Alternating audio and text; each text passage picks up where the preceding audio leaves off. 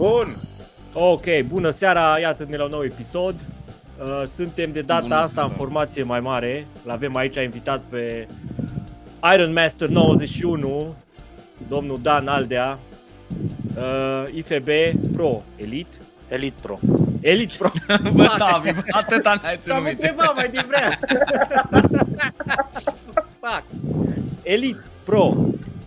Și pe lângă asta, de 3 ori campion național, parcă de 2 ori ai fost la Valachia Warriors, da. locul 1, și Semtex. Odată și Odată. am luat și locul 2 la Semtex. Bine, a fost de mai multe ori la unele, dar astea cele mai Așa. importante. Și Pro Nutrition, nu bă, Tavi, Da. iară și de Pro, numai că tot spus acum. Pro Nutrition. Pe Pro Nutrition nu am și pregătit aici clipul să ne uităm să vedem rutina. Să vedem rutina aia, programul liber, să vedem programul liber încă o dată. Vrei să intrăm acum direct pe programul liber? Nu Hai să intrăm, nu vorbim. intrăm. Da, vreau să, da, eu nu-l cunosc, adică cred că singurul de aici care nu-l cunoaște personal pe Bă, nici eu. acest Acum IFB numai. Pro. Da, foarte... Exact. Băi, acum, Dani, Tavi, nu dai un pic mai încet muzica, că parcă se Ba aude da. un pic captare. Cine respiră în microfon? Cred că Ionuț. Bă, nu, bă. După respirare. Ce dai vina pe mine? Hai bă să nu mai respirăm. Nu mai respirăm pe rând. Să vedem de la care. Bun. Dani, bine ai venit alături de noi și mersi fain că ai acceptat invitația noastră. Bine, bine v-am găsit, mulțumesc de invitație. Ce faci, cum ești? Bine, am venit un pic de la o întâlnire cu colegii din oraș, colegii de serviciu și acum am zis hai să intru și eu să vedem ce podcast e ăsta, despre ce vorbim, ce glumim, ce așa mai departe. Vorbim despre orice, cam în general. Vorbim cam despre orice, deci nu... Da, în mare parte, ne interesează partea asta cu business-ul, culturismul, nutriție, dar și, da, așa, în general, despre viață. Nu vrem să fie doar așa, doar pe partea aia. Despre viață, despre gagici, despre ce mai vorbim aici. Hai să vorbim despre gagici, dacă le... Bă, eu nu râd. Hai că eu nu râd, bă, acum, gata, serios. Bă, Nu stai serios că se uită Raluca la tine. aia am vrut să întreb. Suntem toți 4 burlați sau numai 3? Nu, sau nu, cât? sunteți numai 3, nu știu, eu nu... Numai 3? Cred că nici Dan nu mai... Sau... Ei, așa, pe jumătate. Bă, acum am vrut să zic că apa aia nu se aduce singură, aia care am ținut-o mai devreme. Deci ai observat că mi-a dus cineva o cană cu apă, așa? Ai cerut-o înainte. Te-ai dat de gol? Poate e pe aspirator, mă, de ăla de merge și ăsta. Da. Cum îi, Dane, cum merge recuperarea? Sau mai mergi la ceva anul ăsta? Sau... Nu mai merg. Chestia e că mă gândeam să merg la Valachia, dar am zis că nu știu dacă merită, că doar l-am mai câștigat și mă forțam un pic prea mult și din psihic. Că obiectivul meu a fost pe anul ăsta să-mi iau cardul ăsta, l-am planificat eu. M-am închis în mine și am zis, n-am mai zis la nimeni ce fac, știi, ca să nu-mi strice planurile, știi? Da. Și am zis, hai să iau ăsta și am luat ăla, am zis, hai să merg și la Pro Nutrition, că era singurul concurs care nu l-am câștigat pe plan intern, știi? Rămăsese singurul. Și la Olimpia m-am dus că n-am zis, hai că prind din timp forma și mă bag și la ăsta, fie ce o fi, bine, rău, cum o fi, forma a fost bună, acum nu. Deci, da, na, obiectivul practic a fost atins pe anul ăsta și acum trebuie să mai progresez cât se poate, să pe rebound de ceva timp și urmează tot ce trebuie, rebound, PCT, recuperare, ce urmează și vedem planul de bătaie pentru la anul, ce zice și Dan, antrenorul, că cu el mă mai sfătuiesc, una alta, știi? Și vedem ce-o fi. Bă, Ok. foarte eu te-am văzut în cea mai bună formă. Acum nu știu cum crezi tu, eu te-am văzut în cea mai bună formă. Nu știu cum... Da, cum păi te-ai cam văzut da, tu. într-adevăr a fost. Cred că și cea mai bună formă și cea mai bună versiune per total. Adică și ca masă și definire, fullness, pachet complet, așa zic și eu. Adică s-a văzut ceva progres. Am fost chiar la limita categoriei, adică între 90 și 100. Și puteam jongla ușor la unde să intru și am ales tot timpul opțiunea cea mai convenabilă, să zic așa. Super, Am super. înțeles. Dan, eu aș vrea să știu cam tu de câți ani De câți ani te antrenezi? De câți ani concurezi? Păi de antrenat fac de undeva de la începutul 2008, deci când eram prin clasa a 10 la liceu, aproape 17 ani, de concurat din 2009. Deci practic după un an de sală deja am intrat pe scenă și am luat și prima medalie și de atunci în fiecare an efectiv, cu excepția anului trecut, deci 14 ani de competiții am. 14 ani. Hai de capul meu. Super, Și, tare. și de unde până unde Iron Master 91? Bă, sincer, asta cu treaba cu Iron Master, acum vreo 6 ani am vrut să fac și o cont de Instagram, că am văzut și eu care e toată lumea, știi, să nu fiu singurul fraier, știi? Și am vrut să-mi pun acolo Dan Agea, după aia Iron, nu știu cum, ceva cu fier, cu fitness și nu mă lăsa, că erau toate nickname-urile luate și mi-a părut la sugestia Iron Master și iată el au rămas, adică și de atunci mi-am făcut un brand din asta, ca să zic așa. Da. Super, super. Și Acum uitam. Planul e să mergi tot pe federația asta, pe Elite?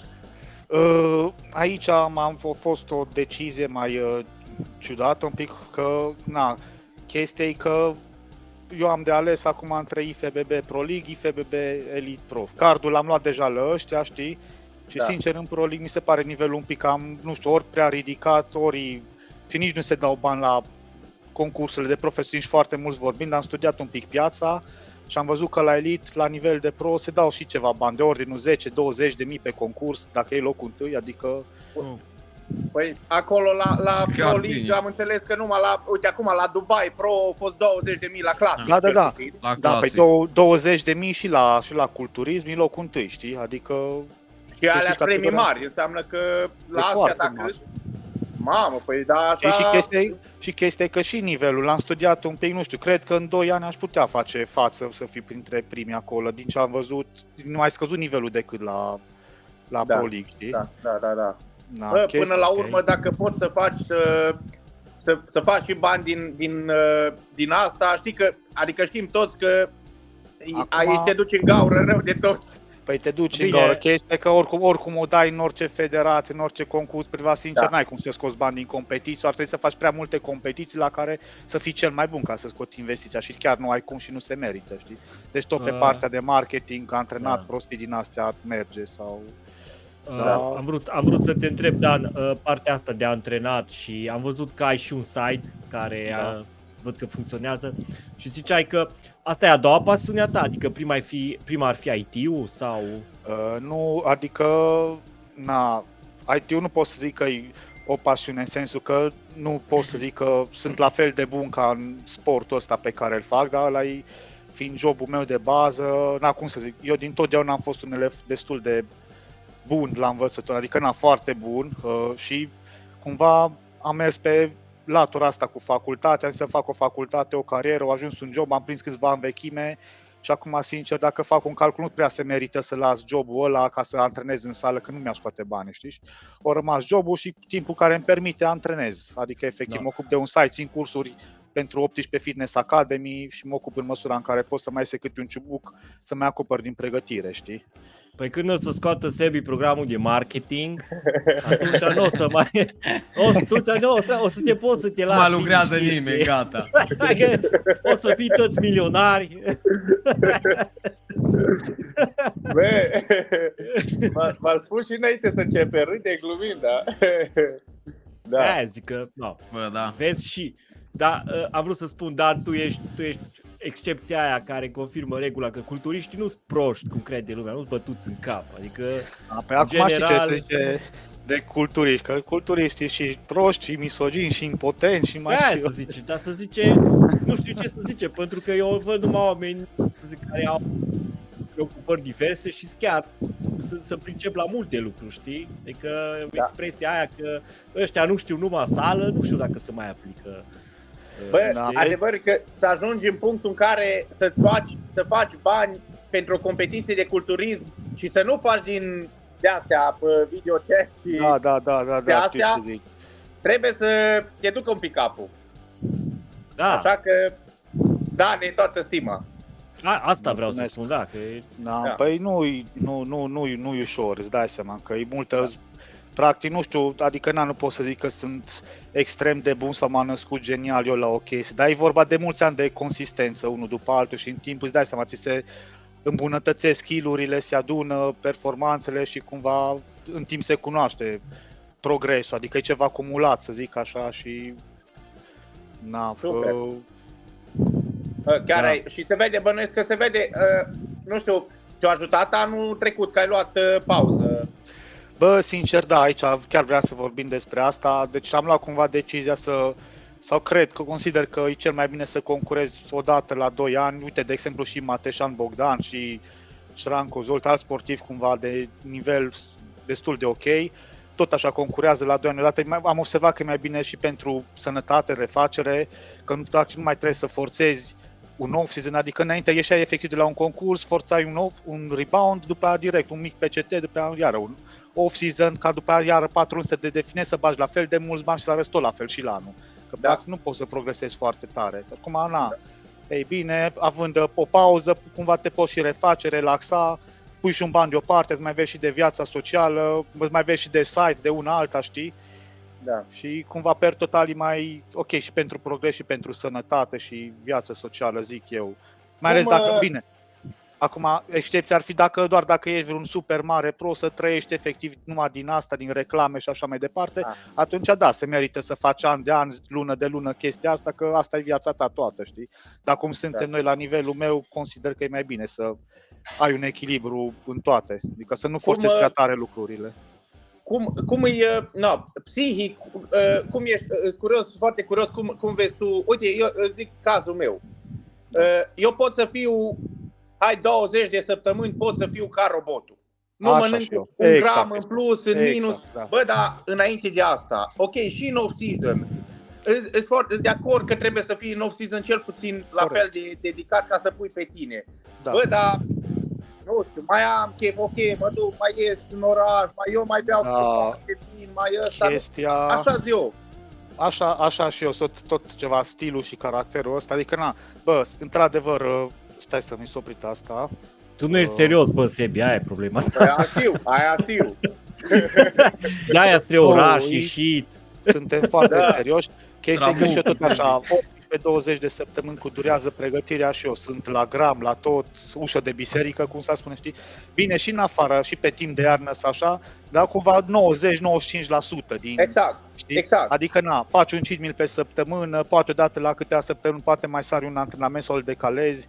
Exact. Adică, oricum, eu consider că și pe off-season sunt mai disciplinat decât majoritatea care sunt în pregătire, dar din când în când mai faci câte o abatere, știi? Adică totuși suntem oameni și dacă facem exces de zel cu disciplina asta, o poți da ușor în anxietate, că avem cazuri, știu și eu cazuri în care tot așa, efectiv îți înfrânezi anumite plăceri sociale, anumite plăceri culinare, emoționale și așa mai departe și o dai în anxietate și te trezești că îți vine să te lași dintr-o dată sau, știi? Așa cumva noi suntem ca stil de viață ca un fel de oală sub presiune, știi? Adică un timp poți să funcționezi la capacitate maximă, dar după un timp, din când în când ai nevoie de un mic refugiu, să refulezi pe din afară, să lași, știi ce zic, ca să... Eu am o întrebare, pot? Dan, vreau să te întreb, apropo de ce tocmai ai zis acum, îți vine în minte acum o chestie care în trecut o făceai foarte strict și acum ai realizat că nu a fost necesar să fii atât de strict sau, cum să spun eu, să nu fii flexibil cu chestia aia și totuși să obții rezultate bune, știi ce zic? Bă, aici pot să mă refer doar la off-season, adică când vine vorba de pregătire de concurs, consider că trebuie să fii cât mai strict, asta e clar. Da, uite, Dar pe off-season în afară, consider că nu cred că are rost să fii chiar la fel de strict 100%, cum ce am vorbit înainte de fapt. Sau la ce te referi? Uite la ce mă refer, am un exemplu. Povesteam cu cineva la care antrenorul lui i-a dat în programul de mese, i-a dat carne de pește, carne albă. Da. Și el s-a trezit la 10 seara că n-avea carne albă de pește, că avea pui. S-a luat o razna efectiv. Nu, Că el și-a ratat programul pe ziua aia. Nu, adică nu trebuie să Nu mai vezi lucrurile ca și cum, adică dacă n-ai carne de pește în loc de carne Te duci la pescuit. de vită, efectiv să simți că ți-ai ratat viața, că ai schimbat niște nutrienți, dar ți-ai păstrat Asta vreau să spun. aceleași știi? calorii de fapt. Nu. Adică eu nici măcar în pregătire, în ultimele săptămâni nu pot fi chiar atât de rigid. Adică dacă o masă de pui o inversez cu una de pește sau dacă n-am la îndemână, adică cât de cât dacă se păstrează macronutrienții și poți fi flexibil și maleabil, se Asta vreau poate să spun. realiza. Da, Ideea, De exemplu, Da. când făceam eu, acum 2 ani, făceam cu ăsta, cu Stefan ăsta, austriacul ăsta, mi-a scris în program NEAT. mic? Mici. Sau nici? De la mici. Păi bă, știi că ești din România, ți-o dat pe preparate tradiționale.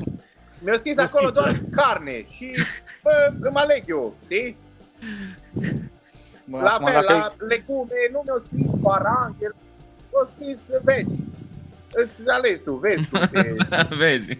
Acum, treaba asta cu sursele din carne și legume, cred că poate influența în cel mai rău caz retenția de apă sau ceva, știi? Sau Da. fibrele și așa mai departe. Sunt curios pe partea de antrenament. Uite, eu n-am lucrat nici pe partea de antrenament. Eu i-am zis cum antrenez și au zis, ok, dar merge bine așa, îi dăm așa, nu trebuie să schimbi nimic.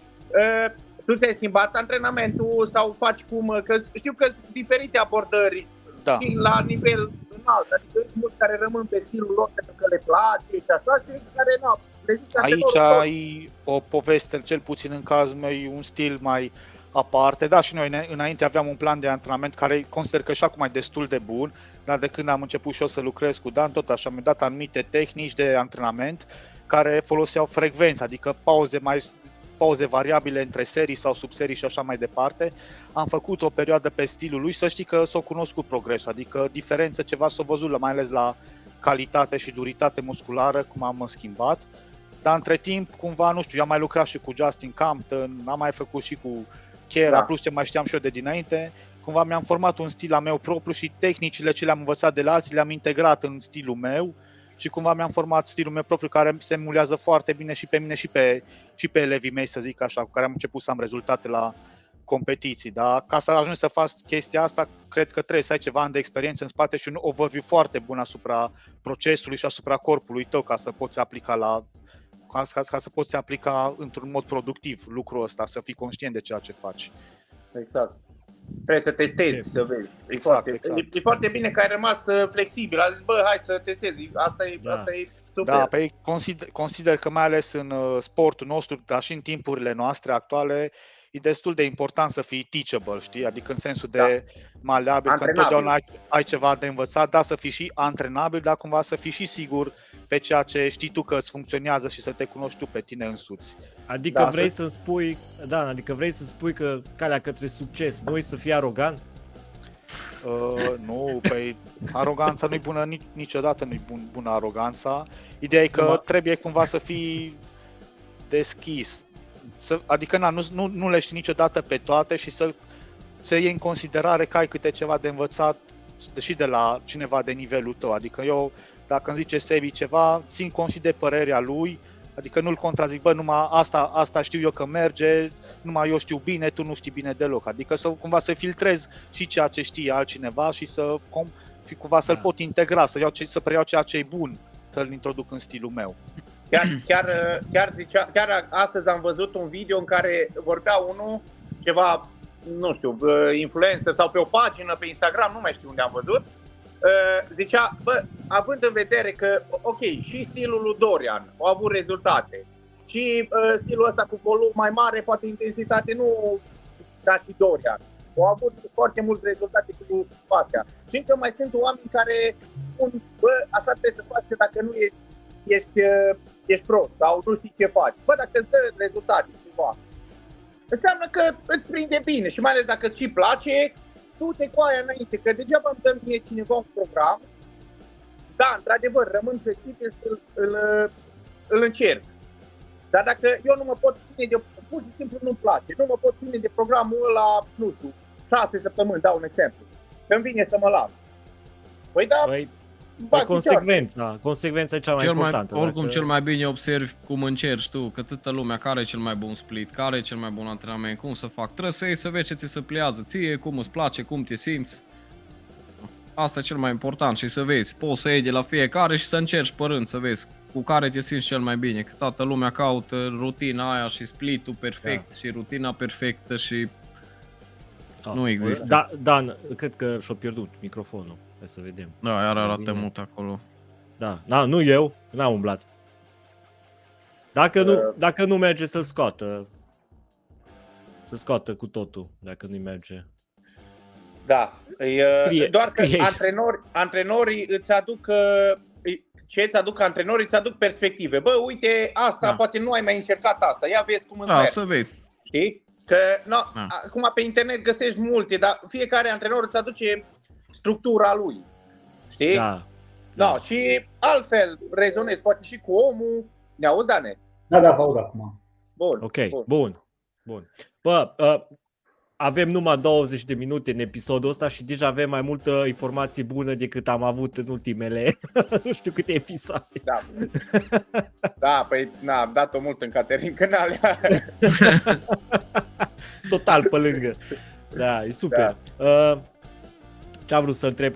Care a fost grupa la care ți s-a părut că ai avut cel mai mult de lucrat, Dan? Asta de cât timp sau în ce perioadă? Păi nu știu, în general cam toată lumea are o grupă deficitară sau două.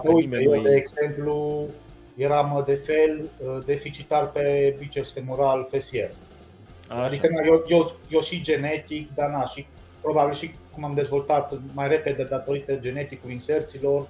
Pe quadriceps, la mine chestia că sunt foarte bun pe vasul lateral la quadriceps și asta făcea femoralul să pară cam mic, deși nu cred că era chiar mic, dar părea mic în comparație cu restul capsei, știi? Și aici trebuie să aplic tot felul de tehnici, să fac zile de high în ziua de femoral și de fesier, astfel încât să apropiu, nici măcar acum nu chiar la nivelul quadricepsului, de aproape de nivel, adică capsele par destul de bune, din ce am văzut în filmare și v-ați uitat și voi la ultimele video, par destul de ok coapsele, zic eu. Și da, mi se pare că ai progresat și pe coapse și sus. Da. Și sus, cu pullness, în fullness, mai ales și ca definire, nu cred că te-am mai văzut așa definit niciodată, ca și condiționare, n-ai mai fost așa, nu te-am văzut. Da. Ce vreau să te întreb, adică te-ai la câte ai participat acum? La 2 sau la 3? Anul ăsta la 3. La 3. La ăsta în care ai câștigat cardul ai avut cea mai bună formă?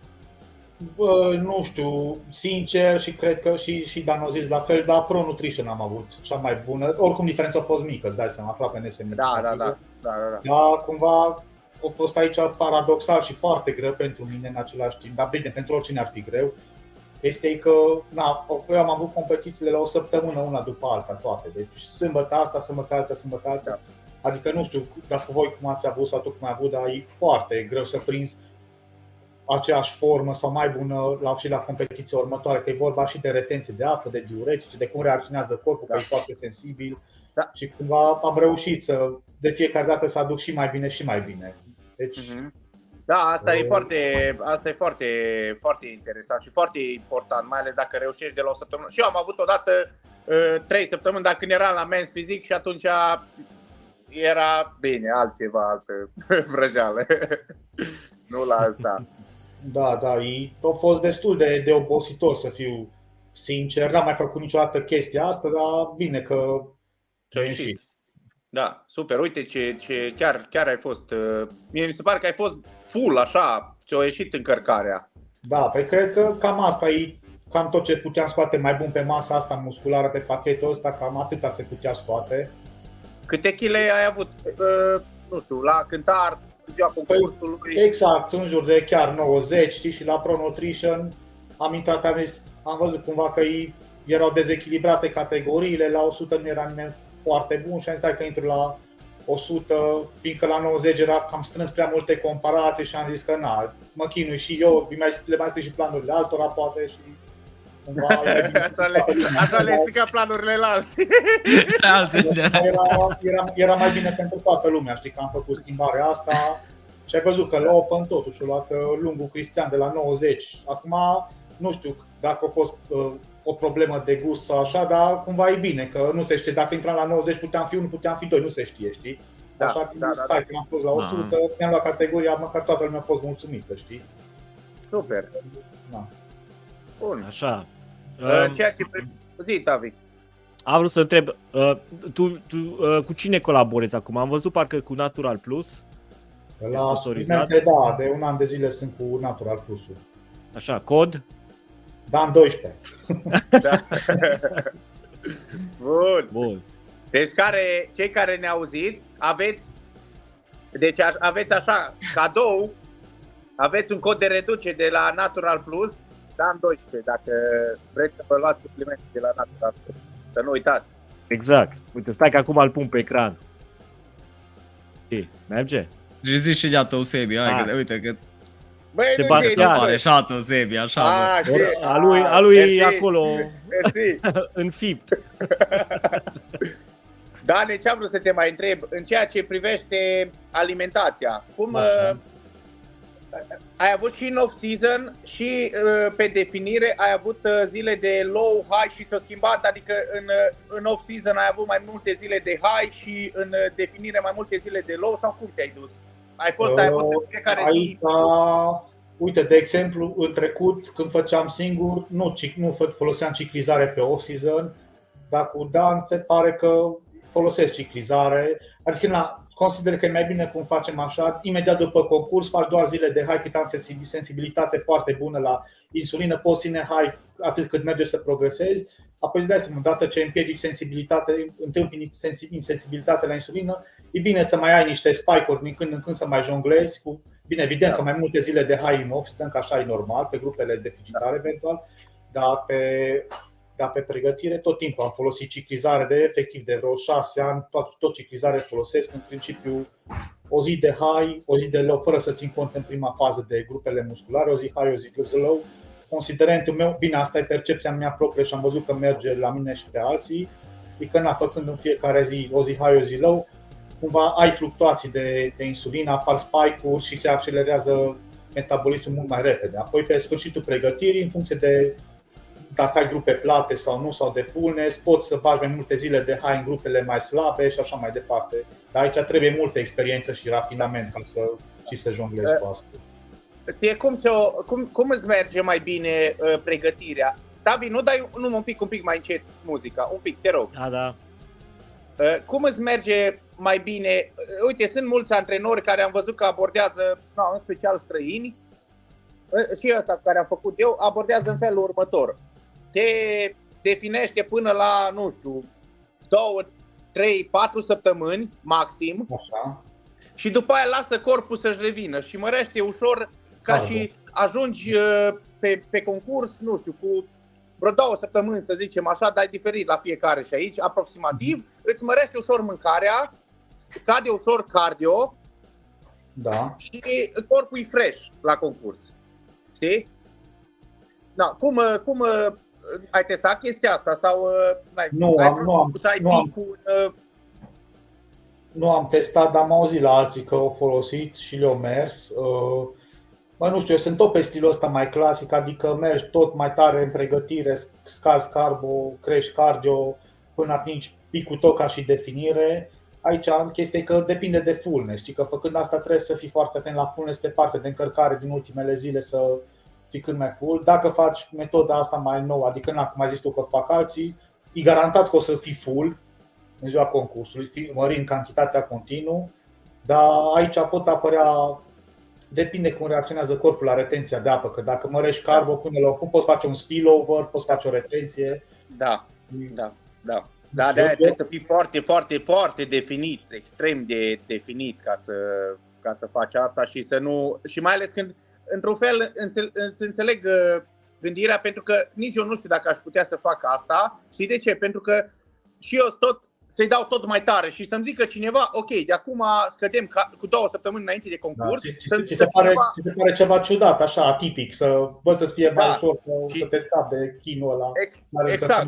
Mi se pare așa, cum, știi, numai nu ar trebui, mai ales dacă lucrezi cu cineva, știe omul lasă-l să... Acum nu știu, de exemplu, da, și mie, dacă mi-ar propune metoda asta, nu știu, cineva zic și eu, Patrick Tur, care știi că n-ai ce să-i zici, știi, care omul rezultate, atunci m-aș lăsa pe mâna lui mură în gură, să-mi dea, știi că omul asta face, știi. Dar să încep de unul singur, aș fi un pic anxios cu treaba singur asta. nicio șansă, nu. Da. Singur cred că ajung, acum nu acum, probabil, dar în trecut făceam 8-10 săptămâni de sub 50 de grame de carbo, cardio și aia era, vă defineam. Era... Dar știi care e chestia? Că noi pe pregătire, oricât de bune am fi, chiar dacă știm cum stă treaba și suntem bine pregătiți, noi tot timpul nu ne vedem bine să avem ceva, știi, suntem prăjiți un pic, că nu e ceva în regulă. Oricum ești asta, ziceam și la Tavi, cred că și tu ai fost, Ionuț, în ăla, sau nu mai știu, cred că noi, Tavi, în primul episod acum, că ziceam că în pregătire, oricât ai fi de psihic, oricum ai fi, tot te prăjești un pic, tot ești un pic așa, ai impresia că dacă e bine că vezi asta, că nu-i bine, că tot tragi de tine, că dacă tu te vezi bine, îți zic câțiva în sală că tu ești bine și tu îi crezi pe ăia, bă, ăia nu sunt arbitri. Aici știi ce am făcut eu, că am observat în ultimii ani, aici treaba asta să ții cont de părerea de altora din sală care nu au nicio treabă cu sportul ăsta, să te valideze ei pe tine sau nu, mi se pare un pic ca pixul. Știi că, uite, de exemplu, înainte de Valahia, acum 2 ani, eram cu 2 zile înainte de concurs, vine unul, nu concurat în viața lui și îmi zice în vestiar, mi se pare că ești cam apos. Nu gândește-te, să nici nu cum am fost la Valahia acum 2 ani, adică nu am fost. Știi? Oamenii nu știu, adică ori nu din răutate, dar pur și simplu nu știu, știi? Dar am zis, bă, uite, cum stă treaba. Și în pregătirea asta am zis, țin cont de părerea antrenorului meu, că dea Milan doar, că el știe una altă, are experiență, nu am cu el vorbesc, de părerea lui și eventual mai 2 sportivi, 3 maxim pe lângă, în care am încredere și cu care comunicez și ăștia știu cum mă văd și așa mai departe. Adică un cerc strâns de a căror părere țin cont. Dar oameni cu experiență, știi, dar nu mai iau de oricine să... Exact. Și mai ales cei care nu au concurat, bă, nu înțeleg, nu... Da, dar vreau să zic o chestie. Când e vorba de culturiști și de concurat și de pregătire, tendința e totdeauna să faci mai mult că crezi că e mai bine. Adică de obicei, cum ai zis și tu, Sebi, dacă nu suferi, ceva nu e în regulă. Adică mentalitatea e în direcția aia. Hai să vă zic acum, sincer, eu în ziua concursurilor, chiar m-a întrebat un prieten în ziua Grand Prix-ului, când am luat cardul, zice, bă, cum te simți, ești bine? Că m-am văzut că sus ca așa, zice, bă, așa bine în viața mea nu m-am simțit nici o zi, știi? Și chiar așa era, adică mă simțeam foarte ok cu mine și psihic, relaxat, deși eram tras la față, știi cum e, adică Și cum ai reușit să faci asta? Adică în trecut ți s-a mai întâmplat sau a fost ceva... În trecut știi cum stă treaba, când era vorba aia că o lună fără sare, 3 zile fără apă, atunci eram toți pe jumate morți, da? Acum s-a schimbat treaba, că au avansat know-how, metodele și așa mai departe. Nu știu, sincer, în ultimii ani, în ziua competiției, mă simțeam mai extrem de bine. Bine, nașpa te simți de la deficitul caloric, când ești până termin de descărcare, așa că e normal, de la insulină, de la glicemie scăzută, îți dă dispoziție proastă, îți dai seama, da? Când începi încărcarea și așa mai departe și ai mâncare, deja te simți bine psihic. Adică părerea mea că în ziua concursului, când ai deja 2 zile de odihnă în spate, ar trebui să-ți fii destul de fresh, de liniștit. Da.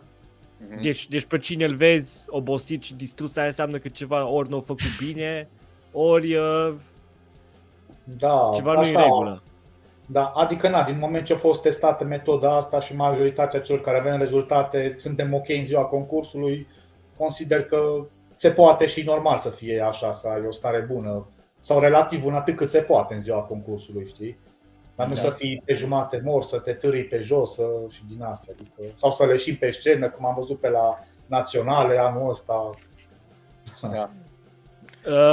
Ai încercat vreodată metoda aia cu să bei ceva tărie înainte să urci pe scenă sau să te deshidratezi? Nu, asta când făceam pe natural și nu foloseam diuretice și așa mai departe, într-adevăr, beam seara înainte un pahar de vin și așa am dat și la elevii mei anul ăsta care făceau pe curata cu retin și cu un pahar de vin seara, știi? Și se uscau destul de bine până dimineața. Dar noi avem metodele noastre care concurăm la nivel mai înalt și nu mai ai nevoie de tărie sau de... Da, bine, dacă crezi că te ajută și ai încercat, poți să încerci și cu tărie. Păi eu am văzut aici la noi, nu mai știu, cred că la Pro Nutrition am văzut într-un an că beau ăștia acolo în culise înainte să intre. Deci efectiv beau. Deci erau deshidratați și mai și beau. Beau la cârciumă sau cum? Nu, aveau acolo o sticlă de vin, știi? Și ca să fie, să iasă venele, să iasă, să fie mai... Acum, sincer, chiar backstage cu 10 minute înainte de ce nu cred că te mai ajută orice gheață, orice lua, știi? Da. Și am vrut să zic că am auzit în ceva podcast că la un concurs în America, nu știu unde, o pus să-i anunț acolo backstage că fetele de la bikini să nu mai bea, că au fost anii trecuți și că se îmbătau toate acolo. Nu mai puteau intra. O dădeau în minutele, cum era acolo toți la deschiloțați. Îți dai seama?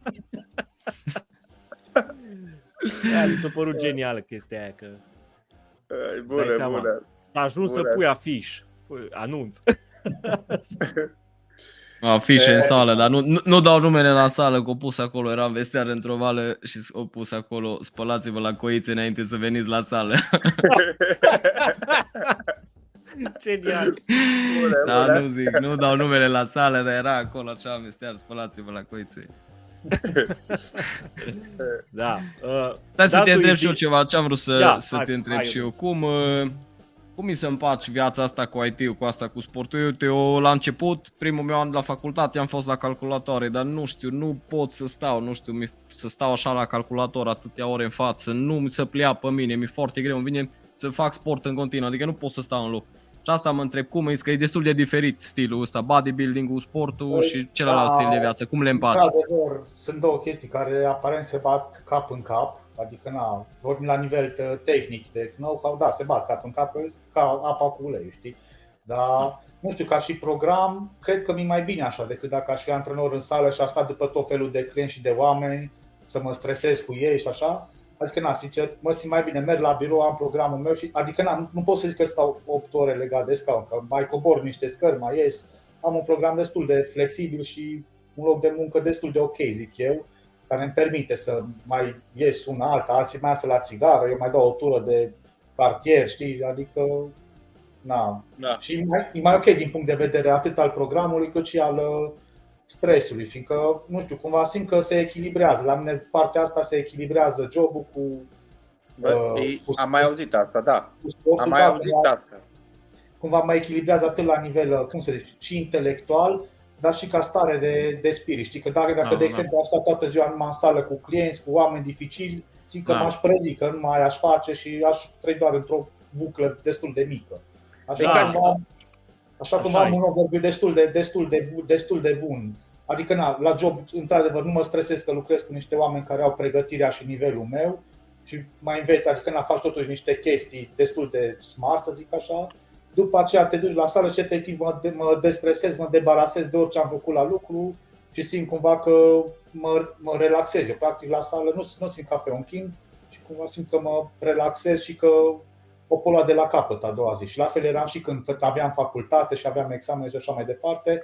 Efectiv mă învățam până mă durea capul, mă duceam la sală, îmi făceam antrenament, mă simțeam ca nou și după aia mi era foarte bine și la facultate. Sincer, nici în facultate n-am avut nicio restanță, să zic așa. Și totuși am făcut ingineria.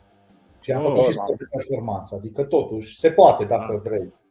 Dar într-adevăr trebuie să muncești, adică nu se poate fără. Deci chiar am muncit. Bun. Ce am vrut să te mai întreb? Am văzut că și antrenezi în sală. Ce fel de la ce nivel îți place să antrenezi clienți? Adică începători, intermediari, pentru competiție? Care îți place care e nișa ta preferată, să zicem așa? Din ce am văzut, sincer, eu nu pot să zic că am alergat după clienți și aia care i-am. Bine, nu foarte mulți, dar care am de obicei ei m-au ales pe mine și culmea e că aici se aplică legea aia a atracției, că atragi ceea ce ești, în sensul că majoritatea clienților mei tot așa, sunt ori oameni cu studii superioare, ori antreprenori, ori psihologi, ori alți ingineri, adică cumva ei, oameni, ca să zic, din aceeași pătură socială sau de nivel. Bombardier, nu antrenezi? Nu, deci sincer, Ce-ai bă, Sebi, îți cauți antrenor? Uite, bă, eu de exemplu, înainte îmi doream să antrenez gagii, studente de la Cămin, cum antrenează toți ăștia, că nu fac sală, dar nu vin la mine, că ziceau că sunt prea mare, știi? Sau nu știu, le iau prea mult bani. Ai prea mulți mușchi, mă. Aia e Prea problema. mulți, știi? Dar uite, vin E oamenii urât. ăștia, știi, care... Auzi, puneți pe Instagram, antrenez fete de care stau la Cămin. Cum era aia că să apeleze la mine, toate fetele să apeleze. Dar nu cum au ăștia acum, ajut femeile între 25 și 40 de ani, așa spui tu, ajut fetele între 20 și 23 de ani care stau la Cămin. Nu, mă, nu, că Să scape de cheia- burtă. aici Sebi trebuie să zică cheia, cum să-ți faci profilul pentru marketing. Dar Da. ideea e Eu că nu fac niciun profil Ajut de marketing. mămicile ocupate să slăbească, spune Sebi, și tu de ele. Sincer, Booty mi-aș expert. dori Booty să antrenez expert. mămici ocupate sau studente, nu știu dacă aș potrivit ca și tipologie și mentalitate. Adică nu prea place să lucrez cu oameni dificili care nu știu ce vor sau sunt inconsecvenți, știi? Și Vă zic așa eu ce mai- vor. Vor fund mare fără să le crească copsele. Da. Și să slăbești de aici. Vor să se crească numai de la burtă, dar să mănânce orice. Ai. Dulciuri. Sau Dieta vor cu să se crească 5 kg într-o lună până la nuntă, după aia să nu mai facă. E important să Bravo. arate bine la pozele de la nuntă, restul nu Bă, ne da. interesează. Ălea rămân, pe alea să uită și peste ani. Am vrut Exact. să te întreb, Dan, uite, de exemplu, îți dau un exemplu. Să zicem că ai un tip care vrea să se antreneze, să-l antrenezi tu în sală, Da. și tipul e afon, adică nu știe stânga ce face Așa. dreapta, nu-i prea, îi zici să facă tras, nu înțelege unde e spatele, Adică nu e știe. foarte începător. Da. Da. știu ce. Și cum, care e strategia? Cum procedezi? cu Uite, lucrurile eu de exemplu, aici pentru cei foarte începători, adică pentru cei începători pe bune, am un fel de stil, de pattern, să zic așa. Adică iau omul efectiv, îl pun să facă încălzire generală și dau în primele săptămâni să facă full body de 3 ori pe săptămână, cu un exercițiu de bază din fiecare grupă musculară, apoi la următorul antrenament tot câte un exercițiu de la alt aparat, din fiecare, cumva să treacă prin toate aparatele, să se obișnuiască cu tipul de mișcare, cu tipul de febră musculară și după aceea îl bag cumva splituit pe grupe și pe un pic mai complicat. Adică îl iau foarte basic, să treacă prin toate aparatele, să se obișnuiască cu tot și cu stilul de muncă treptat. Nu-l iau. Aici greșesc majoritatea clienților sau oamenilor începători care, de exemplu, nu vor să vină la mine de frică, este să-mi gândesc, bă, uite, alge arată, nu știu cum, sigur Mă mă rupe omoară, asta. mă pune să fac genul cu 250 și din alea, adică e așa se gândește, li frică, adică ei nu se gândesc, bă, eu am fost odată ca eu am multă experiență, eu știu de unde să iau, că văd și eu cum îți ies și, adică dar oamenii nu văd chestia asta, ei cred Eu că... țin minte când am început eu să antrenez într-o sală și veneau la mine să-i antrenez, eu ca să-i impresionez, știam un singur lucru, trebuie să-i rup. Deci trebuia să... Eu mă gândeam, pe ăsta îl distrug. Mâine o să mă pomenească încă o săptămână. O să... Te vedeai ca și pacienții tăi, Ziceam, încă nu-ți rău, nu mai fă o tură. Asta știi că nu e bine numai dacă iei banii din prima zi la om și după aceea din o lună, știi? Da, nu, că plătea pe o lună din start. Da. Deci te scăpai de el, luai altul data viitoare și... Bă, acum le ziceam și am zis și astăzi într-un video, marea majoritate, cei care nu vor să meargă la concursuri și sunt într-adevăr care vor să arate bine, dar nu recunosc, dar sunt și aia care nu vor să fie așa că când văd ce presupune, știi? Da. Și ei se mulțumesc cu un abdomen plat, adică sunt mulți care vor numai să scape de burtă. Acolo mi se pare că poți să fii mult mai flexibil ceea ce privește și alimentația și antrenamentul. Nu trebuie să fii, toată ziua piept de pui cu orez. Într-adevăr trebuie să te ții de ceva, să fii în deficit caloric, dar când e vorba de chestia asta și adică nu toți oamenii cu care lucrăm vor să facă performanță. Unii oameni sunt pur și simplu sunt oameni normali care au un job, un program ciudat. Și trebuie, asta eu, în opinia mea, dacă ești antrenor personal în sală, asta înseamnă să fii antrenor personal, să personalizezi un antrenament și o dietă în funcție de nevoile și necesitățile clientului. Nu? Adică tu știi doar o placă și îi bagi placa aia pe gât, doar stilitor, numai așa se poate, știi? Adică omul poate zice, eu pot veni de 3 ori pe săptămână sau pot mă antrenez de la ora 10, tu cumva trebuie să știi să-i aranjezi mesele alea pe stilul lui, pe programul lui sau știi ce zic? Da. Se adapteze, se personalizeze, ai personalizat personal, știi? Da, exact. Mai sunt și care vin numai să se miște și atât, pur și simplu să Da, facă exact, mișcare vin după numai- zi, care numai stau, nu, da. Vreau să fac unii mișcare vor- și atât. Da, unii vor pentru sănătate, alții vor să arate bine pentru ei, alții vor să arate bine pentru gagici, alții vor să scape de complexe, fiecare cu scopul lui, știi? În viitor, nu știu, mai apropiat, poate anul viitor sau în câțiva ani ți-ai dori să ai team pentru concurs? Să am timp pentru concurs. Nu, mă, team! Să ai Dan Aldea Da, team! la timurile, da. Bă, nu știu, nu m-am gândit E niciodată așa, la... 10, 20, nu știu. Da, știu ce zic, nu m-am gândit niciodată la asta. Adică, eu sunt cu ăia 2-3 clienți de competiție, încă vreo 2-3 pe lângă și cam asta zic eu. Dar dacă avansez și m-aș axa numai pe chestia asta cu sportul, da, probabil aș avea și eu team-ul ăla meu, dar deocamdată nu e cazul la mine. Bă, nu știu Da. cum sunt alții sau... Eu am avut cel mai mult la un concurs 7 sau 8. Am crezut că nebunesc în 2 zile.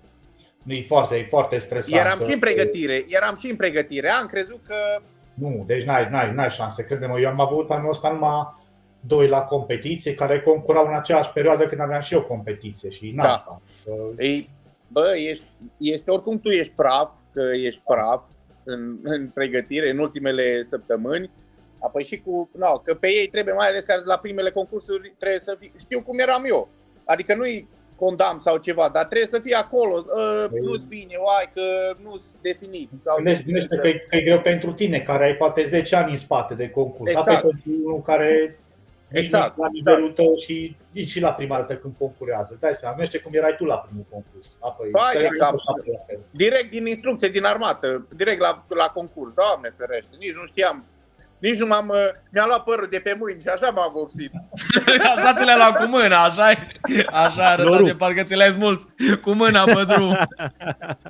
Vai de capul meu, a fost... Genial. Da. Nu știu, părerea mea e că în anul în care tu ai elevi care concurează, tu să nu concurezi în perioada aia măcar, știi? Sau invers. Da. Așa e ideal, că altfel m-ați complici viața, sincer, te și stresezi. Auzi, un an ești tu, în off-season, un an în zi, nu? Dani, am vrut să te întreb că tu ai lucrat cu, din câte am înțeles, cu mai mulți antrenori din ăștia renumiți, la nivel mondial, nu din ăștia locali. Crezi că pentru un om obișnuit care, să zicem, vrea să se pregătească pentru un concurs mic sau să intre în formă, crezi că e necesar să apeleze la un antrenor din ăsta de talie? Nu. Acum, dacă te referi că unul care vrea să meargă la zonale sau la Cupa Federației din Târgu Neamț, zic și eu, știi?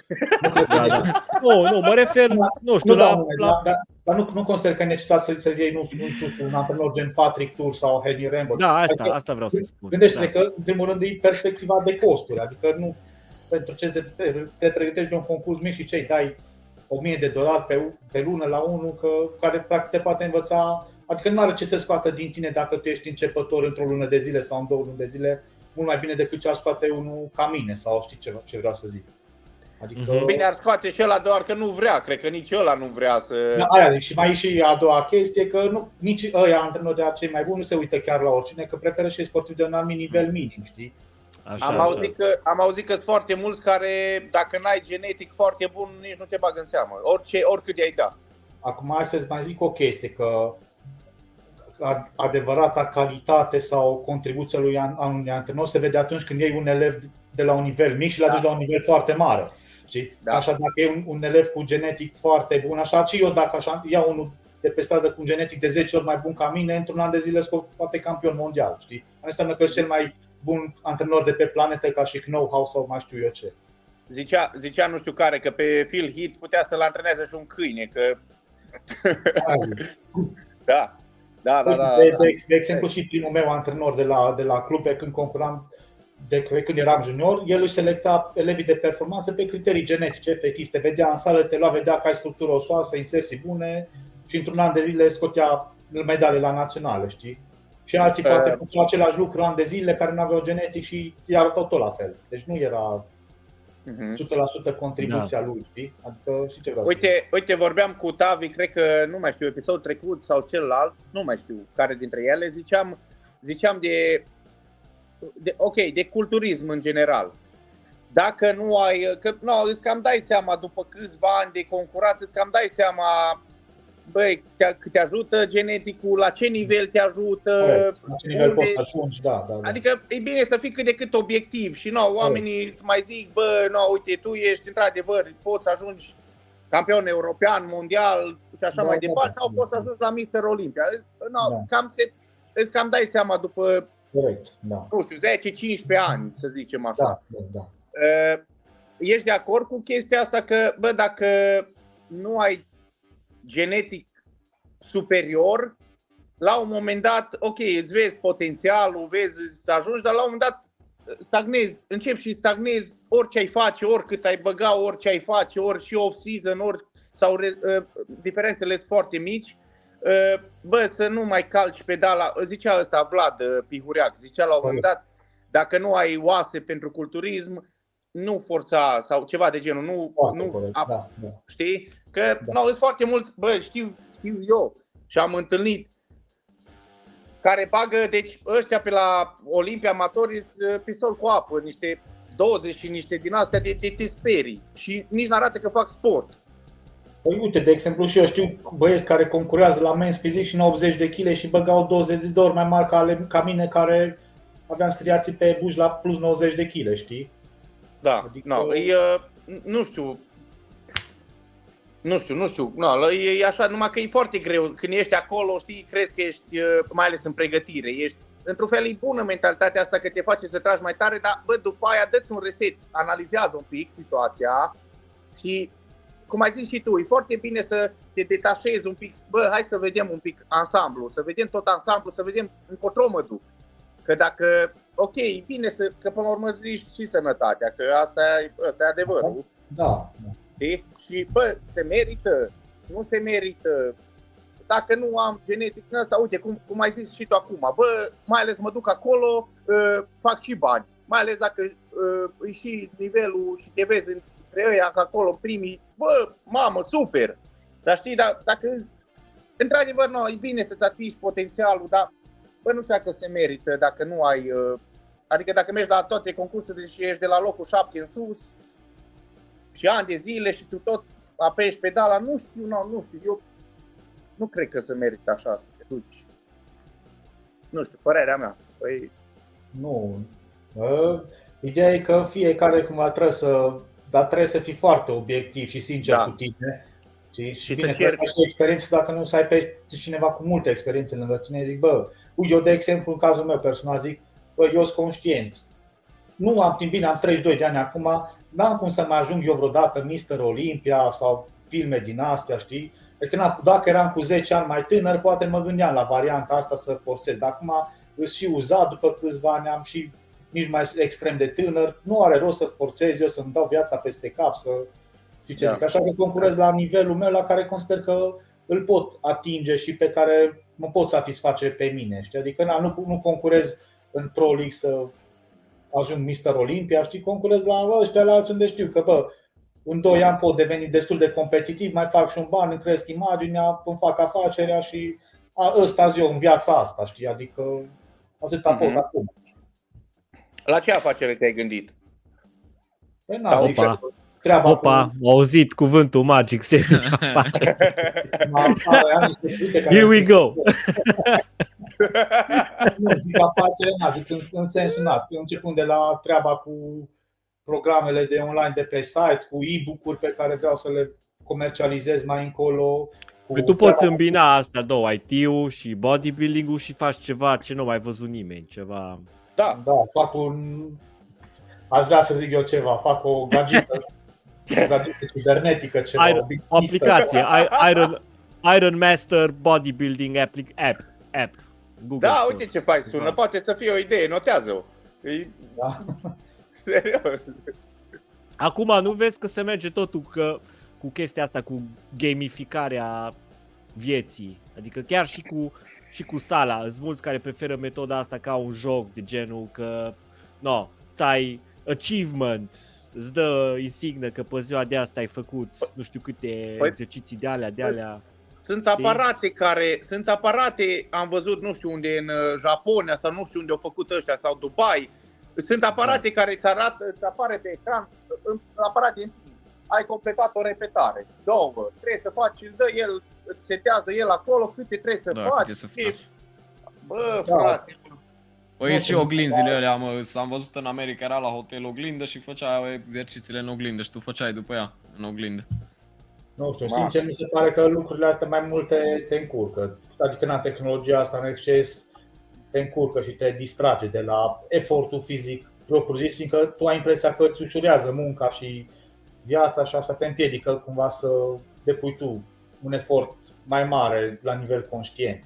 Adică depinzi prea mult de o aplicație. Când văd numai cu MyFitnessPal, efectiv am cunosc o grămadă de oameni care își calculează orice calorie cu MyFitnessPal și tot nu slăbesc. Adică eu în viața mea n-am folosit MyFitnessPal, nu știu cum se folosește, dar ai văzut ce forme sunt, știi? Bă, Dane, da.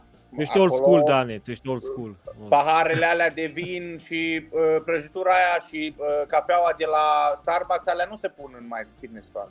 Nu. Păi nu alea, nu și le pun, știi? Dar în schimb își calculează că că proteina din orezul alb și din ce legumă, că are nu știu câte calorii și...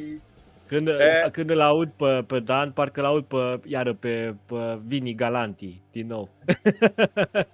Exact aceeași. Nu mai știu. Păi și asta o zis și el, că în primul rând să nu calculezi proteina iurea din toate sursele astea. Da, adică din surse directe calculezi macronutrienți, adică carne, proteină, orezul, carbohidrat, nu poți să calculezi grăsimea din orez, care la MyFitnessPal și ea ce calculează, da? Așa? Da, mă, da. Din proteina din unde? Arahide.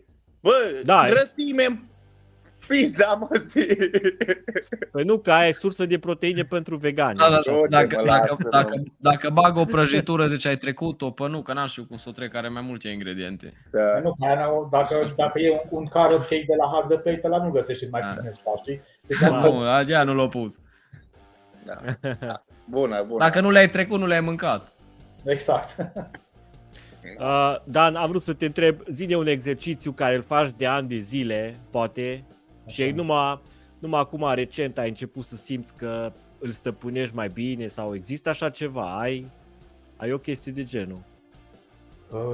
Nu știu, eu de exemplu aveam o problemă cu fluturările laterale la umeri. Sincer, nici acum nu cred că le fac foarte bine, cred că din cauza biomecanicii nu pot îndoi cotul la nivel cu încheietura sau, mă rog, nu unghiul ăla, cum să zic, de exemplu, cum ții, trebuie să fie cumva încheietura la nivel cu cotul, cum ții îndoi gantera, știi? Da, nu știu, eu cumva din biomecanică trișez un pic la exercițiul ăla.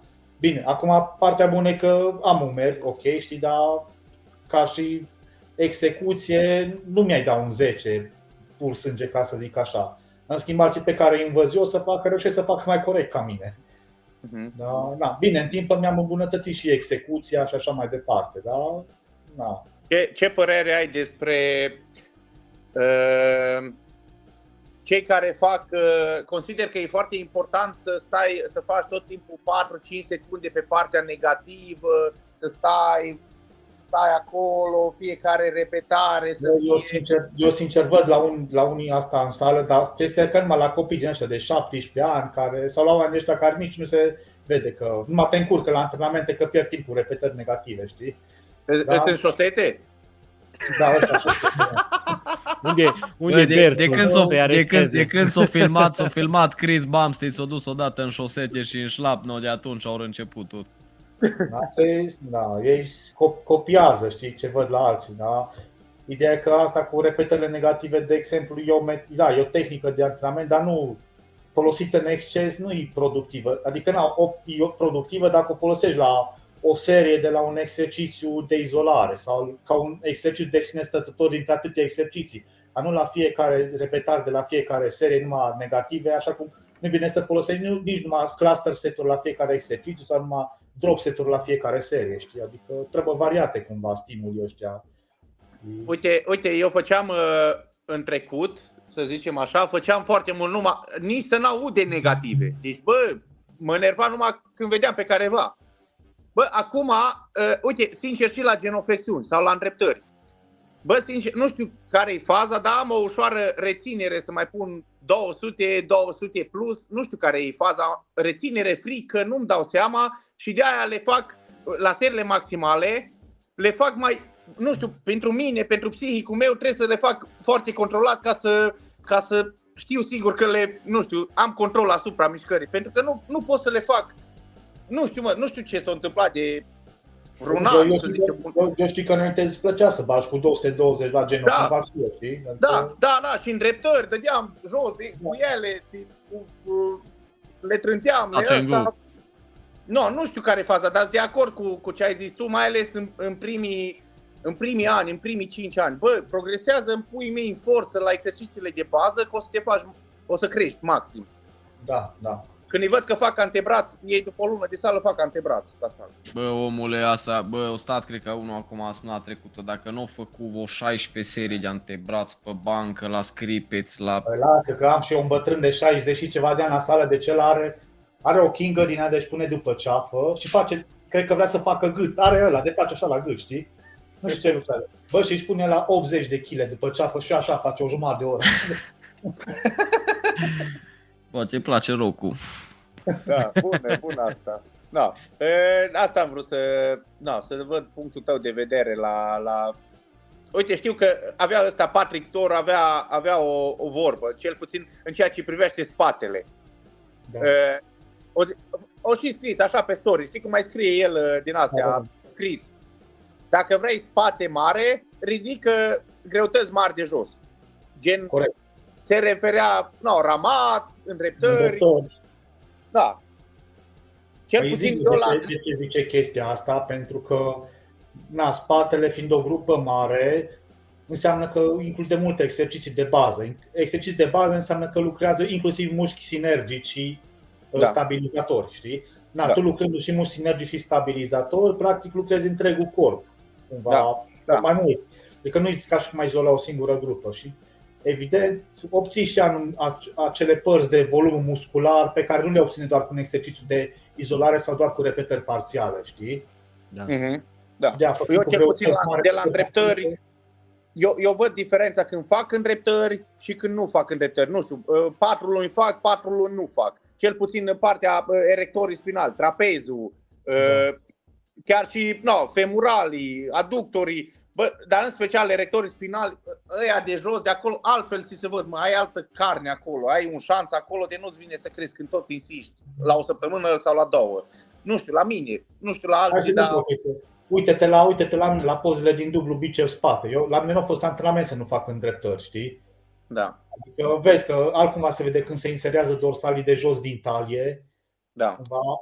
Se vede altcumva volumul ăla muscular. Plus că e și chestia că tu făcând îndreptări și alte exerciții de bază cu greutăți mari îți dezvolți forța. Tu nu poți să faci coapse foarte mari, de exemplu, sau spate foarte mari dacă nu faci îndreptări în terenul zona lombară, fiindcă tot efortul ăla tranzitează zona ta lombară. Nu poți să faci coapse mari dacă tu nu ai lombarii puternici sau știi ce zic. Exact. Super. Uite, vezi? Da, când am văzut pozele astea, mamă. Super tare. Da. Am și o întrebare. Ia zi-ne niște numere. Best squat, best cea mai bună îndreptare cu cât ai făcut-o. Recorduri sau cum? Recordurile tale personale, da. Repetare maximală, da. Păi, nu știu, uite, de exemplu, la Geno 250 o repetare, la îndreptări 240, 250, deci la îndreptări cam ca la Geno, la forță. Am așa la ramat 170, la biceps 80, la împins la piept am făcut cu 180 maxim, dar nu mai fac de ceva timp că am ruptură parțială acolo, deci 180 maxim a fost. La ce ar mai fi? Nu știu. La umer, da, împins la umer la cadru Smith, 140 la cadru Smith și 60 cu ganterele. Cam asta ar fi. Adică eu cred că pentru kilogramele mele, până într-o 100 de kilograme, sunt un culturist destul de puternic, știi? Și acum, dacă era live pe YouTube video-ul ăsta, scriau, nu dar dacă te duc la pădure...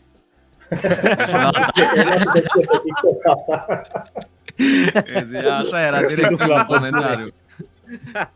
Într-o oră gata. Sau să faci Canterbury, știi cum te Da. Da, bă, Tavi, tu ai greșit, că numai două întrebări există. Cât împingi la piept și cât ai în braț. Bine, în ce ordine vrei. Astea două contează, astea sunt relevante în sală. Fa sală, da, cât ai în braț. Da. Dan, am vrut să te întreb, tu ai perioade din an când îți dedici antrenamentul să crești în forță sau Nu neapărat. Adică eu merg în principiu pe progresiv. Overload, am și anumite perioade de deload la 6-8 săptămâni, fiindcă te simți mai obosit. Tu tot crești, dar te simți mai obosit. Și ori ai nevoie de câteva zile de pauză, ori de o perioadă de deload de vreo 2 săptămâni și pe iară să o iei de la capăt. Și tu cum procedezi? Deload sau pauză totală? Bă, eu, după mine, la ce aș avea nevoie ar fi pauză, dar eu fac deload, că nu sunt în stare să fac pauză. Aici am vrut să aud și eu. Eu fac pauză totală, că eu nu pot să fac deload. Deload, da, zic că deload să te oprești. Ar fi bine, dar nu mă lasă inima, zici că e o forță de ce mă ridică din pat și mă trântește în sală, nu știu ce e. Dar nu te simți bine, bă, eu cred că nici psihic nu te simți bine dacă nu faci. Dar nu mă simt că nu, simt că fac ceva greșit dacă fac mai mult de 2 zile de pauză, habar n-am, nu știu ce. O iei razna. Trebuie să merg într-un concediu, trebuie să, nu știu, trebuie să mă eu încor, ce crezi că eu de-aia mă duc ca să nu am de căutat pe acolo săli. Nu asta, da. Ce tare. Și cum faci progressive overload? Care e strategia ta? Crești repetările, crești greutatea? Uite, de exemplu, în principiu cresc greutățile, dar eu îmi propun ca la nicio serie să nu fac mai puțin de 6 repetări. Știi că range-ul ăla ca să crești în masă musculară între 6-14 repetări ca să obții hipertrofie. Ei bine, eu încerc să nu scad niciodată sub 6 repetări. Când ajung să fac minim 6 repetări cu greutate, mai pun 2 kg jumate pe o parte sau așa. O să fac eventual 5 repetări prima dată, dar după 2-3 săptămâni am ajuns să fac tot minim 6 repetări. Și tot așa cresc treptat. La zic de ultima serie piramidală. Aha. Ok. Da. Și încerci să incluzi exerciții de bază la fiecare antrenament sau nu neapărat? E clar. Nu știu, de exemplu, bine, depinde și de cât de mare grupa musculară antrenată, dar în principiu să am, nu știu, dacă e vorba de piept, spate, picioare, zic și eu, să ai măcar 2 exerciții de bază și restul de izolare, știi? Sau eventual să ai un super set format dintr-unul de bază cu unul de izolare, un fel de perioadă de post-obosire musculară, știi? Și pe aia încă un exercițiu de bază și încă 2 de izolare. Adică cumva și de bază și de izolare să recrutezi cât mai multe fibre. Corect. Ok. Ionuț, dacă ai ceva întrebări? Eu, asta observația mea de astăzi, că Sebi e o îmbătrânit, să vede că a fost ziua lui acum câteva zile, că ți-o zi de 2 ori să dai muzica mai încet. Și încărunțit, fii atent. Am crezut că am încărunțit la barbă, așa. Nu, mai trebuie să ieși pe geam să strigi la copii, să nu se mai joace și gata. Mai ales la scara voastră. Ce tare. Dan, încă o întrebare am vrut să spun. Care au fost, să zic așa, ce alte metode de antrenament ai mai încercat în afară de progressive overload? Păi eu cam folosesc cam toate tehnicile sau majoritatea tehnicilor de antrenament, adică nu că vreau să mă laud sau ceva, dar în ultimii ani chiar am evoluat și ca și know-how pe treaba asta. O să scriu și un e-book pe tema asta cu tehnici de creștere a intensității antrenamentului, unde o să am vreo câteva zeci de tehnici, începând de la serii piramidale pe care le cunoaște toată lumea și care include progressive overload practic, până la cluster set, repetări trișate parțiale, drop set, SS ăsta, FST7 și tot felul de tehnici auzite sau încercate de mine și cumva pe care le integrez în anumite antrenamente sau le periodizez în anumite antrenamente. Adică la câteva săptămâni aplic câteva tehnici, după aia inversez câteva tehnici și așa mai departe. Așa. Care e grupa ta preferată de antrenat? Care te duci cel mai entuziasmat? Bă, astăzi bag. Sincer, cel mai mult îmi place să antrenez umerii. Deși cel mai tare pot să zic, cel mai dur mă antrenez și cel mai serios iau antrenamente de coapsă, de quadriceps. Care e split-ul tău? Cum te antrenezi? Păi, în general îmi fac split-ul în funcție de prioritizarea grupelor, adică ce doresc să îmbunătățesc. Încep lung cu brațe, consider că tricepsul e un pic în urmă, adică brațele sunt sub nivelul spatelui și a coapselor, de exemplu, zic eu. Nu cu mult, dar trebuie un pic îmbunătățit. Deci am luni brațe, marți quadriceps cu gambe, miercuri am umeri, joi piept, vineri femoral și sâmbătă spate. Spatele fiind o grupă destul de bună, o las mai spre sfârșitul săptămânii. Oh, deci tu faci Faci 6 numai o zi de zile? pauză? 6 zile, în principiu 6 zile, dar uite, de exemplu de săptămâna viitoare o să am split pe 5 zile, ca să am 2 zile de odihnă. Deci uneori 5, uneori 6. În pregătire de obicei merg pe 6 zile, în ultimele luni de concurs am 6 zile, dar în off-season am și câte 5 zile split. Nu știu, eu personal, după 2 zile consecutive de antrenament, totdeauna am simțit că mi-ar trebui una pauză. Ideal, adică și eu recomand că pentru cei mai avansați pe termen lung, 2 zile, una pauză. Știi? Cam așa. Știi ce fel de antrenamente faci și ce stil de viață ai, că dacă faci antrenamente de genul ăla SST cu pauze variabile, cu frecvențe variabile între serii și așa mai departe, te solicită și din punct de vedere al sistemului nervos și atunci ai nevoie de o zi de recuperare măcar la 2-3 antrenamente sau 3 zile una pauză, măcar în cel mai rău caz, știi? Da. Depinde și în ce perioadă te afli, cum stai cu psihicul, cu jobul, cu altele, știi? Da. Ce am vrut să te mai întreb, acum diferența, ai văzut că au apărut acum în ultimii ani cei care folosesc o singură serie de antrenament, o singură serie de lucru maximală și un back-off, pui mei, tot, mă rog, hai 2 maxim. Și sunt cei care zic 4-5 serii maximale pe fiecare exercițiu. Cum îți merge mai bine sau cum? 4-5 serii maximale, adică până la epuizare pe fiecare exercițiu? Da, sau? am văzut că sunt care merg și așa pe partea asta. De ce practic eu, adică eu și înainte practicam și de când fac cu Dan, cam tot așa am văzut că pe stilul ăsta merge în anumite perioade din an. Adică, să zicem, iau stilul clasic, iau un exercițiu 4 serii, da? La un exercițiu. Primele 2 serii fac, adică nu le fac până la epuizare, mi aleg 14-12 repetări, știi, între 10 și 12 sau 12 și 14 repetări. Le fac nu până la chiar la epuizare maximală, dar nici ușor să nu fie, un fel de, nu de încălzire, premergătoare, dar un pic mai hard. Feeder set-uri, feeder set, dar nu la sensul ăla că ai putea să faci 30 de repetări și tu faci numai 10, știi? Adică las undeva în rezervă 2 repetări. Eu aș putea să fac 15, dar fac numai 12, știi? Adică tot să fie medie. Și ultimele 2 serii, într-adevăr, îi dau până la epuizare, mai ales ultima am nevoie și de spotter. Știi, când cobor la 6-8 repetări am nevoie de spotter. Ultima chiar e maximală că mă duce la epuizare. Dar și penultima o fac cam singur până la epuizare, dar ultima o fac cu spotter până la epuizare, să zic așa. Ok, am înțeles. Bun. Și bănuiesc că la grupele care vrei să le îmbunătățești ai mai mult volum, la celelalte ai mai puțin volum sau doar din mâncare reglezi asta? Odată atât din mâncare, făcând zile de hai pe grupele mai slabe, știi, asta e clasic. La antrenament, să zic așa, la grupele mai deficitare încep cu un fel de preobosire musculară, știi, ca să pot apoi la exercițiile de bază cumva să fiu destul de încălzit, să forțez un pic mai tare. Ok. Reduc cumva și riscul de accidentare astfel, folosind greutăți mai mari și cumva și preobosesc, adică e ca și cum l-aș epuiza mai tare de dinainte. Da.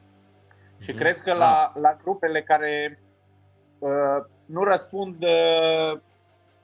răspund cum ar trebui, să zicem, da, sau în același ritm ca și celelalte, crezi că care e prima variabilă la care ar trebui să apelezi? Uite, zic contextul meu, eu foarte mult timp, tot așa, apelam la, ok, băgam mai multă mâncare în ziua aia sau făceam mai mult volum. Și am ajuns la concluzia că, după ce am testat eu, nu știu cum e la tine, dar după ce am testat eu am ajuns la concluzia că execuția pur și simplu trebuie să stai acolo pe execuție și conexiunea cu mușchiul trebuie să o îmbunătățesc pur și simplu fără să schimb volumul. Da. Și bineînțeles o fac într-o zi, nu știu, poate fac lunia și după aia marțea fac ceva mai lejer și după aia miercurea pauză. Dar duminica să am pauză înainte. Eu cred că aici sunt două chestii. Odată, dacă ai o grupă deficitară, zic că trebuie să o antrenezi după o zi de pauză, știi, ca să odată să fii pregătit atât psihic cât și odihnit fizic. Că, având chestia asta și conexiunea să fie mai bună implicit, știi? Adică odată să faci după o zi de pauză, să fii super odihnit, să fii super motivat. Și a doua chestie, într-adevăr, cum ai zis tu, execuția, să faci conexiune minte-muscul, să lași ego-ul deoparte, să concentrezi repetarea aia, să scoți cât se poate mai bun din fiecare exercițiu în parte și să folosești tehnici cât mai solicitante, să nu te menajezi. Adică, uite, așa am făcut eu, de exemplu, la femural, efectiv, făceam cluster seturi la femural, am inversat tot felul de tehnici, am făcut drop seturi, adică la fiecare am dat tot ce am putut ca să-mi îmbunătățesc grupa. De când, de exemplu, la împins la umeri sau la grupele mai bune, făceam antrenamentul la clasic, adică mă antrenam destul de tare, dar nu mă implicam atât de tare și la nivel psihic, să zic așa, ca la femural. Am vrut să te întreb o chestie. Pomeneai de perioada de deload sau pauză. Ți-o programezi sau mergi pe cum te simți, pe cum se simte corpul? Uite, eu de exemplu, la cei cu care vorbesc sau elevilor mei, le recomand 6 săptămâni încarcă, 2 săptămâni deload, știi? Așa e clasic. Dar în cazul 2 săptămâni nu mai veniți la sală, nu? Da. Uite, la mine, de exemplu, la mine intervine și ego-ul câteodată, știi? Și simt că pot, că eu tot vreau să dau și tot dau până la un moment dat, până când simt că mi-e greu și atunci n-am ce face, trebuie să mai descresc. Da.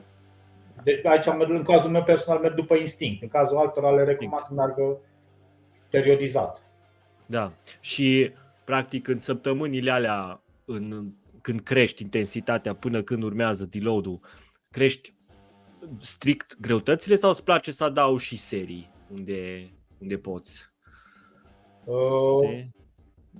Cresc că, în mare parte, cresc greutățile, dar cu puțin, știi? Adică gen de la o săptămână la altul, sau de la antrenament la altul, gen pui câte un disc de 1,25 pe bară pe o parte, știi? Adică deci nu crești volumul.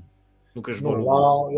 La volum nu prea sunt adept. Bine, chestia că eu oricum, de exemplu, la grupele mici fac 4 exerciții, la grupele mari 5-6 exerciții, adică volumul oricum e ridicat. Atunci nu are rost să crezi volumul sau repetările și atunci lucrezi mai mult din intensitate, cu greutăți, ca să stimulezi mai tare mușchiul pe o repetare. Înțeles.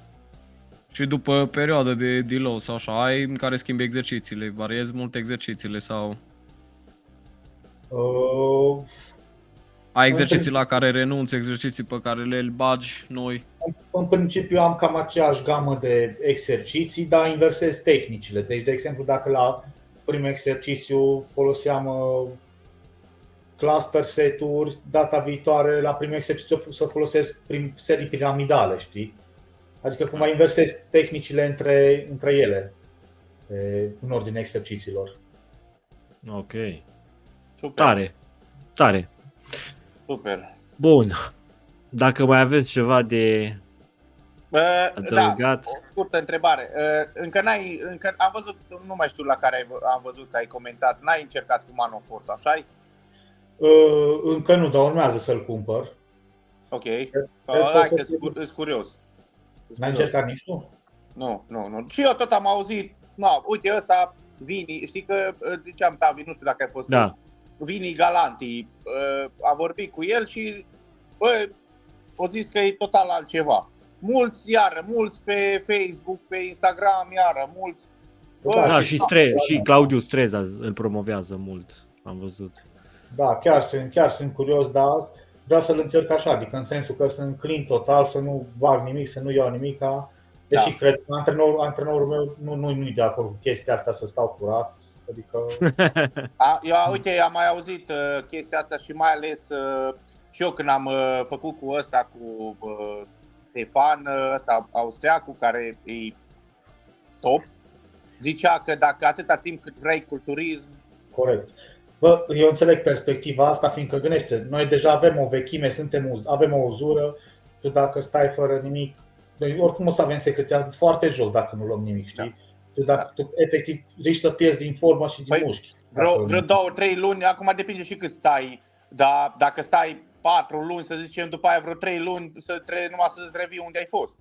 2 luni, 10 săptămâni. Ce am observat, dacă stau până în 3 luni curat, e ok, pot reveni, dar dacă stau mai mult de 4 luni, deja efectiv simt că corpul meu tinde să revină la limita la care l-am lăsat pe natural acum câțiva ani, știi?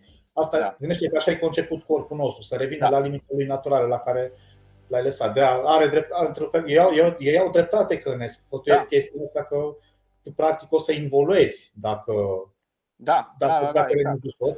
Dar acum să mai zic o chestie, totuși noi avem memorie musculară, știi? Da, uite, exact. Avem sportiv la mine, uite-te de la voi din Cluj, la Cosma Ovidiu. El a făcut 2-3 ani, a stat pe tuș, a fost și bolnav, s-a operat, nu știu ce a făcut și ai văzut într-un an a explodat. În câteva luni a fost mult mai bun decât a fost ultima dată, știi? Da. Cred, da. Asta cu memoria. Și într-adevăr, bă, eu am o vorbă. Mai ales la bărbați. Lasă-ți dracu coaile alea să-și revină. Da. Eu cred că e și important să petreci mai mult, de exemplu ăștia care vor să câștige masă musculară sau un alt nivel de greutate sau așa. Eu cred că dacă petreci o vreme mai lungă la greutatea aia cu mușchii ăia, se fixează cumva chestia aia și apoi ți mai greu să pierzi de acolo. Chiar dacă tu... Eu așa sunt eu, de exemplu, că nu am crescut enorm de mult în greutate niciodată, adică 1 kg pe an, ceva de genul, dacă tu ești la ultimii ani, am evoluat brutal, să-ți crezi 10 kg pe an sau cum fac alții ce fac abuzul, știi? Dar eu sunt de acord să fac concurez un an pauză, că făcând pauză un an, ai și timp să faci 4-5 luni pauză de tot de la astea și pe aia timp și să-ți revii la loc odată, ceva să te îmbunătățești pe parcurs. Dar dacă tu concurezi în fiecare an, tu n-ai cum să lași 4 luni deoparte să stai curat, că n-ai cum să îți revii în câteva luni apoi. Da. Așa e. Lasă bă, Sebi, că îmi iau eu Humanofor și spun. Ia. Bă, am crezut prima dată că vinzi tu sau aia de asta, că mai te întreba la sala de vreo 3 ori, am crezut că scoși, hai bă, să-ți vând. Nu, că n-am cod de reducere. Am crezut că ți-ai comision, Sebi 12. Da. Dan, văd că și tu ești obosit, ceva... Da, am o întrebare mai am și punem punct. Spune-ne ce suplimente folosești, mai ales în perioada când simți că răcești sau că imunitatea ți-e scăzută sau...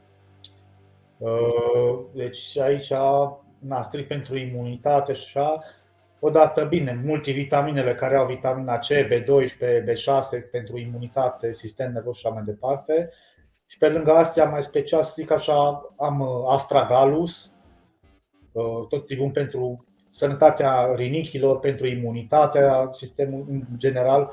Ar mai fi ginseng și lăptișor de matcă, foarte bune. Astea sunt bune și pentru nivel psihic, să zic așa, și stimulent sexual și pe mai multe planuri. Da, astea fac ceva dacă tu deja ai în sistem ajutoarele alea alte, știi ce zic? Băi, n-ați dat seama, că n-ai cum să le simți. Asta le simți pe revenire, eventual. Sau aia vreau să zic. Atunci.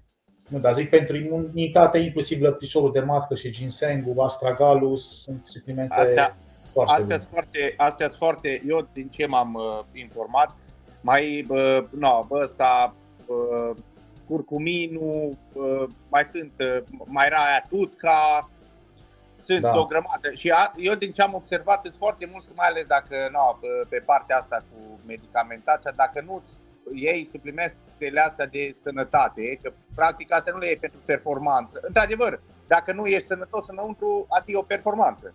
Da. Și trebuie să te gândești la sănătatea organelor pui mei.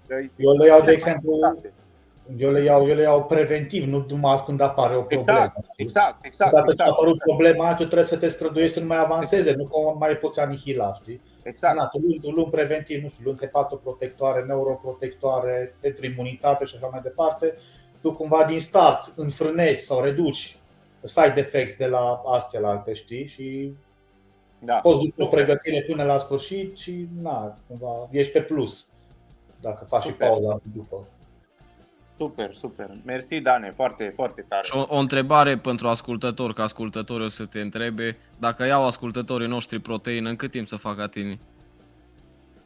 Păi nu se fac. Bă, nu ia aia Sebi, bă, dacă iau proteină, în cât timp mă fac tine? În 3 săptămâni ca tine. Nu, până ce e azi? Vineri, până luni ești ca mine. Zile unde te găsesc, cum te găsesc pe Instagram, pe Facebook, site-ul, zile un pic.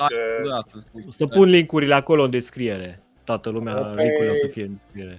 Instagram IronMaster91, pe TikTok la fel. TikTok! Da, pe site-ul ironmasterfitness.ro. Așa, și toată lumea să-și iau ce ai acolo, programe ai, nu? Da, și pe LinkedIn mă găsesc Dan Aldea, știi? Acolo, în caz că vrea cineva să mă angajeze pe bani mai mulți. Exact. Bun. Omul știe să facă de toate. Mersi. Dan, mersi mult că te mai așteptăm. Mersi frumos. Dacă o să mai ai timp și o să vrei să participi, noi te așteptăm. Mi-a plăcut mult, mi s-a părut super informativ. Eu cred că o grămadă de lume o să înveți o grămadă de chestii din episodul ăsta. Da. Chiar mi s-a părut super din punct de vedere a informației și mersi mult că ai acceptat să vii să vorbești cu noi. Mulțumim, Dane, mulțumim.